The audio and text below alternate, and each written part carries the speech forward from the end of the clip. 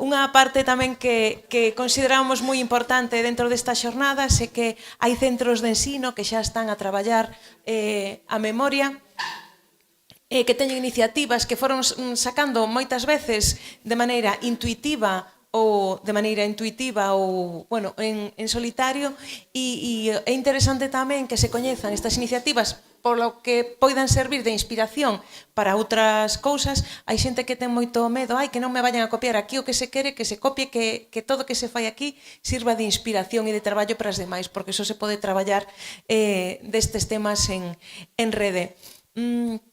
Entón, temos dúas iniciativas, a do Instituto Neira Vilas de Oleiros, que vai vir Mercedes para contarnos as cousiñas que fixeron, que fan e que están a facer, porque teñen proxectos en marcha ben interesantes. E desde Pontevedra temos o Instituto Sánchez Cantón, ben Anxos a presentarnos o traballo. Entón, bueno, pois con estas dúas iniciativas xenlleiras destes institutos que se atreveron a facelo sin moito apoio, pero con moita ilusión e moito ánimo, pois seguro que van ser inspiradoras. Todas e todos, moitas gracias polo convite, a Eva especialmente, tamén a miña compañeira de aventuras no Neira Vilas, Eli Ríos, que exerce un pouco de casamenteira, non? Como ben dicías, Eva. É un placer enorme estar aquí con todas vos e aprender tantísimas cousas. Hai moitas notas por aquí, nunha tarefa que é crucial, que sempre foi, aínda que non se desenvolvese, e que é crucial na sociedade actual, nos tempos que vivimos e moi especialmente no sistema do ensino. E vaya por diante que eu veño aquí como voceira visible do traballo, gracias, do traballo laborioso, cotián, moitas veces invisible, que fan moitas compañeiras e moitos compañeiros do Instituto Neira Vilas, moi especialmente dos departamentos de lingua, sobre todo o departamento de lingua galega, concordo co que dicíades agora na devia presentación, tamén no departamento de castelán, xeografía e historia, artes plásticas, o equipo de biblioteca, equipo de dinamización lingüística, bueno, que van tecendo un fío e unha rede para chegar tantas realidades e tantas memorias diferentes ao noso alumnado, os case 400 alumnos, alumnas que temos na actualidade. E, de feito, un pouco o fío de pensar e reflexionar para facer esta pequena presentación e compartir con vos algunhas das experiencias que fixemos ou que estamos facendo nos tempos máis recentes, que son os que eu mellor coñezo, polo tempo que levo neste instituto, van facer xa 6 anos, chegaba a unha conclusión que un pouco empezar polo final e facer aí un spoiler é que realmente penso que estamos facendo moitas cousas, están facendo moitas cousas en moitos centros, quizáis ás veces de maneira independente, ou non o coñecemos, non? De aí a boa idea de facer xornadas deste tipo. Estamos facendo moitas cousas e eu vexo, dende logo na miña experiencia persoal, unha evolución moi grande con respecto ao que fora, pois, cando eu estudei, por exemplo, no instituto, non? Co moito que lembro, teño moi bo recordo dos profesores e profesoras de historia que tiven, que foi despois a carreira que estudei, non se mencionaba mulleres, non se falaba de memoria histórica, case non se estudaba nada do franquismo, nin de diversidade LGTB, e hoxe en día está moi presente en moitos centros, non? No noso, desde logo, e creo que iso é un avance importante. O fío desas ideas, desa chuvia de ideas para presentar de xeito un pouco productivo as experiencias, agora vos conto rapidamente algunhas das iniciativas que se levaron a cabo. Pensaba varias cousas. Unha, por suposto, que a memoria histórica, eu vou falar bueno, vos vou presentar tamén algunhas outras actividades de memorias no sentido máis amplo, que se comentaba antes na mañá, pero, dende logo, a memoria histórica é unha asignatura pendente do noso país, é unha responsabilidade grande dende todos os puntos de vista, por suposto da política, pero tamén da sociedade e do ensino, non? No día a día, os que somos docentes estamos un pouco aplastados pola burocracia, estamos aplastados polos currículos decimonónicos mastodónticos que nos impoñen ese argumento de está ao final do temario, non chegamos, nunca chegamos. De aí a benvida dos clubs de lectura das iniciativas non? Tan esenciais que nos permiten abordar fora dese cursus cronolóxico dos temarios, dos currículos, das competencias, dos obxectivos que temos que acadar non? No día a día. Pero non cabe dúbida de que é imprescindible reflexionar moito sobre a nosa labor docente e sobre o impacto que exerce esa labor docente, iso, sobre todo na sociedade actual. Eu pensaba tamén que observo outro hándicap, outro obstáculo no desempeño do noso traballo é que os nosos currículos, os temarios das nosas materias, eu son profesora de Xeografía e Historia, ademais de xefa de estudos de xeito ocasional, ao longo das mañás do instituto, son moi lentos, moi decimonónicos, están moi desconectados da realidade da investigación científica, da realidade de asociacións, neste caso, por exemplo, de memoria histórica, das novas aportacións na universidade. Eu, incluso, na miña experiencia como estudante da carreira de Historia, da licenciatura antiga, non? Que rematei no ano 2006, pensaba, reflexionaba estes días que a min na carreira, é certo que eu non fixen a especialidade de contemporánea, fixen Historia medieval, pero, bueno, nas materias xerais que tiñamos moitas do mundo actual, de España actual, nunca xamais me falaron dos campos de concentración franquistas, por exemplo. Eu descubrinos a raíz desta macroobra, non? De los campos de concentración de Franco.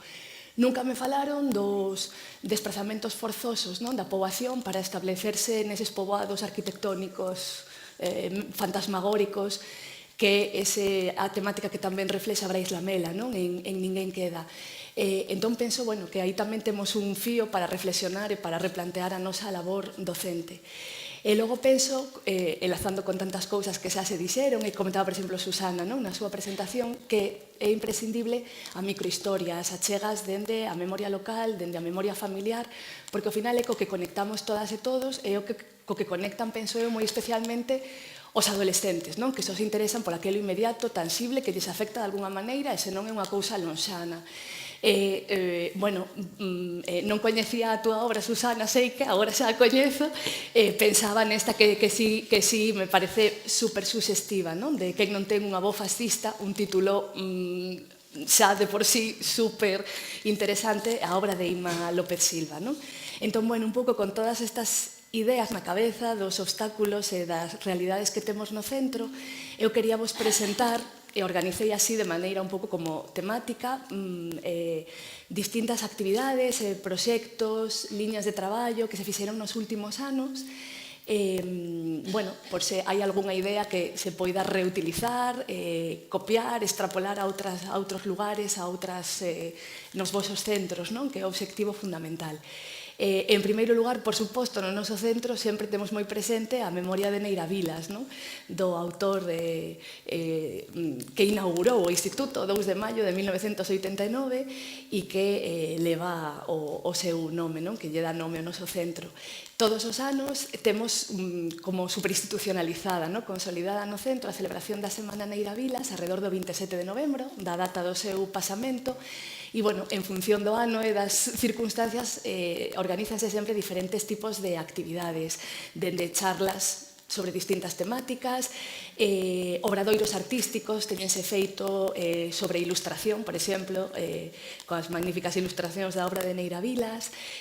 Recentemente, hai 2 anos, houve un proxecto para ilustrar permanentemente un piar que vedes nas fotos de arriba, que está situado moi en fronte da porta da biblioteca con motivos. Foron todo íntegramente deseñado por alumnado no marco de distintas materias, neste caso de materias de expresión artística e plástica, e realizado tamén por alumnado, non? Vedes aquí as alumnas e alumnos que fixeron ese proxecto, non? Fixemos exposición sobre a obra de Neira Vilas, sobre a obra da súa compañeira Anísia Miranda tamén, recitais musicais, en fin, para manter moi viva a memoria de Neira Vilas e achegala, non? O alumnado. Outra liña que pensaba, rescataba, buceando na memoria persoal, da memoria do centro, todo alrededor da memoria, é algunhas liñas de traballo, actividades, proxectos sobre figuras senlleiras. Claro, papel protagonista fundamental o de Luisa Villalta o curso pasado, especialmente grazas á iniciativa do Departamento de Lingua Galega e de Dinamización, unha das grandes forzas dinamizadoras que é a nosa compañeira Eli Ríos, con motivo de que se lle dedicara ao Día das Letras Galegas e porque Luisa Villalta foi profesora de música no Neira Vilas nos seus inicios do centro. Entón leváronse a cabo moitísimas actividades de diversa índole, obradoiros de poesía, por exemplo, coa poeta Antía Otero, destinados a distinto alumnado, de distintos cursos. Neste caso, por exemplo, era de primeiro de bacharelato, o obradoiro de ilustración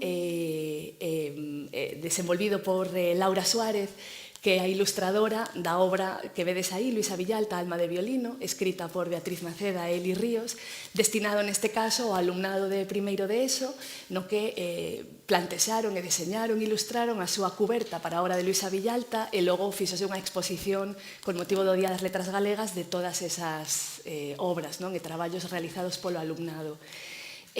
O alumnado de primeiro de BAC deseñou tamén un roteiro por Coruña, polos espazos de Luisa Villalta. A intención era levar o alumnado dun instituto de Coruña para facer ese roteiro. Finalmente non se puido facer polas inclemencias meteorolóxicas importantes que había o día que estaba previsto, pero aí está, haberá que recuperar tamén ese traballo. Alumnado de primeiro de ESO deseñou xogos de mesa que logo se compartían nos períodos de lecer en aberto, co resto de alumnado do instituto, e tivemos a sorte de que varios alumnos, alumnas de distintos cursos, primeiro e terceiro de ESO e de primeiro de BAC, participaron na xornada das letras galegas dedicada a Luisa Villalta no Gallás, que foi unha experiencia para elas excepcional, tivo tamén o seu eco na prensa, con todo o que eso implica, de recoñecemento tamén dese traballo do alumnado e que permitiu realizar dun xeito máis práctico e máis satisfactorio esa achega ao coñecemento, en lugar de estudar os apuntes para facer o exame na proba correspondente. Este ano, por exemplo, xa estamos falando no centro de outras figuras enlleiras. Recentemente tivemos o placer de contar co Éric do Pazo, autor desta obra sobre Eduardo Blanco Amor, que impartiu unha charla ao alumnado de segundo de BAC moi interesante e suxestiva, achegando ademais esta figura doutro xeito, ao final humanizar todos estes nomes que sempre vemos nos libros de texto e nos temarios, permite que o coñecemento sexa máis significativo, e a aprendizaxe máis significativa. E este ano tamén temos por aí a outra unha compañeira de lingua castelán que está facendo tamén algún proxecto de investigación xornalística co alumnado dos cursos inferiores da ESO arredor da figura de María do Campo, que é un caso extraordinario, unha muller superinteresante que Seica din que traballou como espía para a CIA en Estados Unidos e que ya endosaron, traballou como traductora para Castelao cando Castelao estivo en Nova York, na súa visita no ano 38, e din que o estaba espiando para a CIA. E ademais é unha historia moi interesante porque uns anos despois volveu vivir a Galicia coa súa nai e coa súa irmá e foi brutalmente asasinada polo seu home, que matou tamén a súa nai e a súa irmá nun crime coñecido do que hai documentación. Aí na imaxe hai un debuxo que está documentación xudicial da reconstrucción do asasinato terrible que tivo lugar nesa villa do Campo situada en Arillo, no concello de Oleiros. Máis cousas en relación con isto, vos dicía, non é obviamente memoria histórica como tal, pero tamén é unha maneira de achegar o coñecemento do pasado, da historia, da literatura, da cultura, iso deses persoeiros que non son nomes que aparecen sen máis impresos, senón que hai unha vida detrás, unhas emocións detrás. Dende o Departamento, por exemplo, este ano de Xeografía e Historia, o noso compañeiro Manuel Pérez Lorenzo está plantexando moitos pequenos traballos de investigación para distintos niveis, cuarto de ESO e bacharelato, que teñen a intención de achegar, sobre todo, ao alumnado o coñecemento da realidade máis inmediata, non? Da contorna local. Isto é o primeiro paso sempre. Todos nos interesan as cousas que nos afectan directamente, non? Entón, pois, recuperar a memoria pois de Juana de Vega, non? Que é unha muller excepcional, podería ter proxectado aí o libro de Malas mulleres tan sugestivo e tan interesante, non? A memoria de Fanny Garrido, menos coñecida, que entre outras cousas, ademais de escritora, estaba casada con Marcial de la Daliz, como sempre lles comento ao alumnado, sobre todo de segundo de bachillerato, todos son os nomes das rúas de Coruña, o sea, tedes que coñecer a toda esta xente, non? Que quedamos en Juana de Vega. E quen era esta muller? Por que leva este nome? Non? Outro traballo moi interesante tamén, a partir dos rueiros, non? Dos lugares, a arquitectura, o patrimonio arquitectónico, artístico do lugar, e unha forma de que o coñecemento histórico se faga presente, non? E de que teña unha conexión co alumnado. Tamén lle prestamos moita importancia á memoria LGTB. Nos últimos anos, dende a biblioteca, desenvolvimos unha iniciativa que difundíamos a través das redes do centro, non? Ou no propio centro, que era un mes, un libro LGTB Q+, con recomendacións de distinta índole, obviamente, dentro da literatura juvenil, orientada ao alumnado que temos, de secundaria e de bacharelato, e tamén aí podemos rescatar moitas recomendacións relacionadas coa memoria, non? Do colectivo LGTB, a obra de Narciso de Gabriel, obviamente, tan coñecida, o cómic, por exemplo, El Violeta, que está descatalogado agora mesmo, está agotado, moi interesante sobre a historia do campo de concentración de homes homosexuais que o franquismo estableceu en Fuerteventura. Proxecto aí tamén a antoloxía poética Campo de Plumas. Ademais de facer as recomendacións, todas estas obras as íamos mercando para a biblioteca, creando un fondo, non? LGTB, que dende o primeiro momento tivo unha acollida enorme por parte do alumnado, pero que había verdadeiras listas de espera de e ya devolveron este libro, cando devolven este? Logo quero collelo eu, non? Achegando esa realidade, un pouco conectando co que en algún momento se comentaba na mañá, non? Dos canos dos libros que teñen que ler os alumnos e as alumnas no instituto e do que logo eles e elas escollen cando fan esa escolla libre na biblioteca dende os seus intereses e dende as súas preocupacións, non? A estas cuestións pois me refería no sentido da evolución tan grande que eu observo pois de cando eu estudaba no instituto, que isto non existía, a actualidade, non? Entón, hai esperanza, hai evolución, pódense facer cousas. E por último, xa para rematar, por suposto, estando ademais no Concello de Oleiros, ao lado de Meira Asada, evidentemente, a memoria do franquismo é un aspecto fundamental. Hai 2 anos retomamos en xeral na biblioteca ao funcionamento do club de lectura que chamamos o Fallado de Balbino, e dentro do club de lectura temos distintas liñas. Nese momento, Eli Ríos creara precisamente un club de familias, non? Leron distintas obras ao longo do curso e a última que leron foi A ladroa da biblioteca de Meirás e deu o pé perfecto para culminar o traballo do club de lectura durante todo o curso coa visita ao Pazo de Meirás, que se fixo coas nais exclusivamente nais que se apuntaron ao Club de Lectura de Familias e os seus fillos, fillas, tamén algúns irmáns pequenos que, fixeron algún xogo de identificar, non? De buscar, de recoñecer os lugares que aparecen mencionados na obra de Eva Mejuto.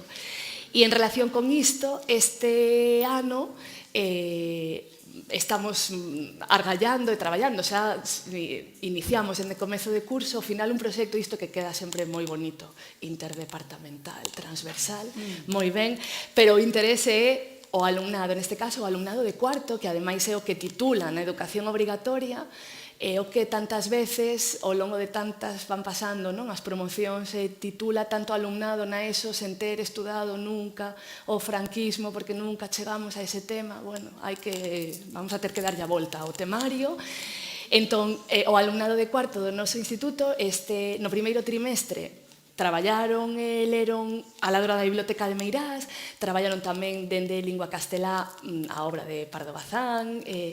Neste trimestre estamos en historia, metendo píldoras, ainda que non nos toque no percorrido cronolóxico, porque senón nos queda ese burato negro que non pode ser, pretendemos que culmine todo alá por abril cunha visita, non? O Pazo de Meirás. Ademais, temos o prazer enorme de que este ano está con nos no Departamento de Xeografía e Historia Manuel Pérez Lorenzo, que é un gran estudoso, dos mellores coñecedores que hai do Pazo de Meirás e da contorna de Sada, e imos completar ademais a visita coñecendo a fábrica de cerámicas do Castro de Sada e introducindo tamén esa memoria da obra fundamental de Isaac Díaz Pardo, que ademais este ano se lle dedica ao Día das Artes Galegas, o 1 de abril de 2025.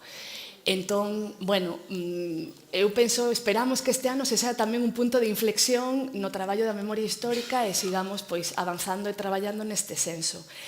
Vos adiantaba a conclusión dende o punto de vista do profesorado, de que eu penso que se fan moitas cousas, aínda que queda moitísimo por facer, obviamente, entonamos o mea culpa tamén moitas veces.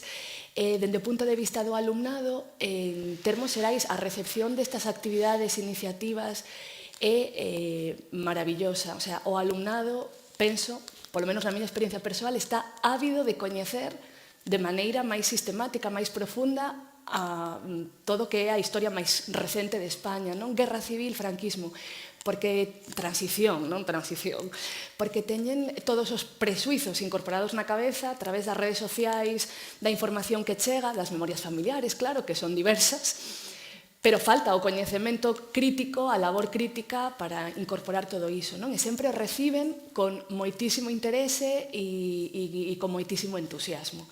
Pero, bueno, está claro que é unha tarefa titánica na que temos que seguir traballando moito e reflexionar moito sobre o seu impacto na realidade social. Nada, precisamente me gustaba rematar proxectando esta páxina desta novela gráfica maravillosa, El abismo del olvido, de Paco Roca, sobre a recuperación da memoria histórica, a excavación das fosas comúns, os obstáculos burocráticos terribles a partir dun caso concreto. E esta páxina me encanta, me parece super interesante, esa evolución dende o uso da represión da fosa común ata esa fosa que queda debaixo olvidada, debaixo dun McDonald's, coa xente que está aí comendo tranquilamente, non sabe que debaixo hai unha fosa común, Porque, como di ela aí, a democracia cimentouse sobre o esquecemento, gran verdade, bueno, toca seguir loitando contra esa cimentación que temos. Nada máis. Gracias.